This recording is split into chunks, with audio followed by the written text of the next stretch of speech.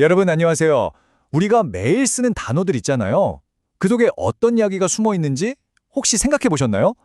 오늘은요, 진짜 평범해 보이는데 알고 보면 주방에서부터 법정, 심지어는 감옥까지 넘나드는 정말 어마어마한 세계를 품고 있는 단어가 하나 있습니다.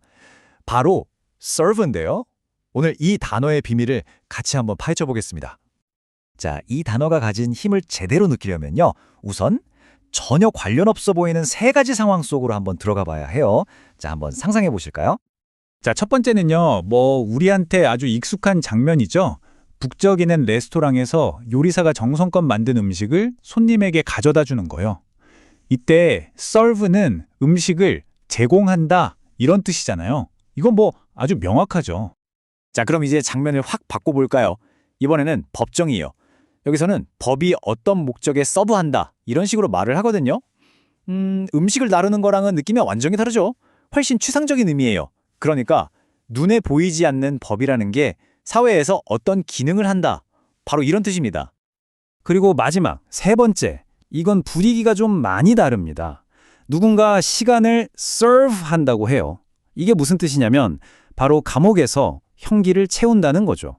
여기서 serve는 그냥 의무가 아니라 정말 무거운 법적 의무를 이행한다. 이런 의미로 쓰인 겁니다.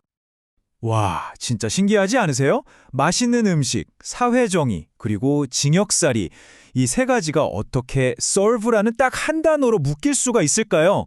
도대체 무슨 연결고리가 있는 걸까요? 자, 지금부터 그 고리를 한번 찾아보겠습니다. 자, 이 미스테리를 풀려면요, 시간을 좀 거슬러 올라가 봐야 합니다. 이 단어의 뿌리, 그 시작점으로 한번 가보시죠. 그 정답은 놀랍게도 고대 로마에서 쓰는 말, 바로 라틴어에 있었습니다. servie라는 단어인데요. 그 뜻이 뭐냐면 바로 노예나 하인으로 일하다, 다시 말해 누군가를 섬긴다는 뜻이었어요. 바로 이 지점, 여기가 모든 것의 출발점입니다. 누군가를 위해 의무를 다한다는 이 핵심 아이디어가 정말 강력했던 거죠. 그래서 시간이 지나면서 그냥 하인이라는 특정 대상을 넘어서서 온갖 종류의 역할과 의무를 다하는 모든 행위를 가리키는 훨씬 넓은 개념으로 진화하게 된 겁니다. 자, 그럼 이 하나의 뿌리에서 뻗어나온 첫 번째 가지를 한번 따라가 볼까요? 이건 우리한테 제일 익숙하고 또 가장 구체적인 의미의 세계입니다. 네, 바로 제공하다라는 뜻이죠. 아까 봤던 것처럼 웨이터가 식사를 나르는 거요. 그게 사실은 손님을 위해 봉사한다는 의무를 다하는 거잖아요. 이 라틴어 어원의 뜻이 가장 직접적으로 살아있는 경우라고 할 수 있습니다. 여기 표를 한번 보시면 serve가 가진 독특한 느낌이 더 잘 보일 거예요. 그냥 필요한 걸 주는 provide랑은 좀 다르고요. 이거 한번 해볼래? 하고 선택권을 주는 offer랑도 다르죠. serve에는 항상 정해진 역할이나 의무라는 뉘앙스가 살짝 들어가 있는 거예요. 그러니까 웨이터가 식사를 제공했다는 이 문장이 정말 완벽한 예시가 되는 거죠. 그냥 음식을 줬다는 걸 넘어서 웨이터라는 자기 역할을 충실히 수행했다는 의미까지 담겨 있으니까요. 자, 이제 serve의 세계가 한 단계 더 넓어집니다. 이번에는 사람이 아니라 어떤 물건이나 아이디어가 주어가 되면 어떻게 되는지 한번 보시죠. 여기서부터 serve는요, 단순히 뭔가를 주는 행동을 넘어서 어떤 목적이나 기능을 설명하는 단어로 변신해요. 그러니까 어떤 물건이나 개념이 이 세상에서 어떤 쓸모가 있는지, 어떤 역할을 하는지를 말해주는 거죠. 아, 이건 정말 흥미로운 차이점인데요. serve as는 이게 왜 필요한지, 그러니까 목적에 초점을 맞추는 거고요. function as는 이게 어떻게 움직이는지, 즉 기술적인 작동에 더 가까운 말이에요. 예를 들어 이 돌이 망치 역할을 할 수 있다랑 기계가 작동한다는 건 느낌이 다르잖아요? 바로 그 차이입니다. 그리고 이 역할을 수행한다는 개념이 가장 멋진 형태로 쓰이는 게 바로 이 문장 같아요. 경찰관은 지역사회를 위해 봉사한다. 여기서 serve는 그냥 직업이라는 의미를 넘어서서 우리 공동체를 위한 헌신이라는 정말 고귀한 의미를 담게 되는 거죠. 자, 이제 마지막까지입니다. 여기서는요, serve가 가진 가장 무겁고 공식적이고 때로는 한 사람의 인생을 바꾸기도 하는 그런 의미들을 만나게 될 거예요. 다시 법의 세계로 한번 가보겠습니다.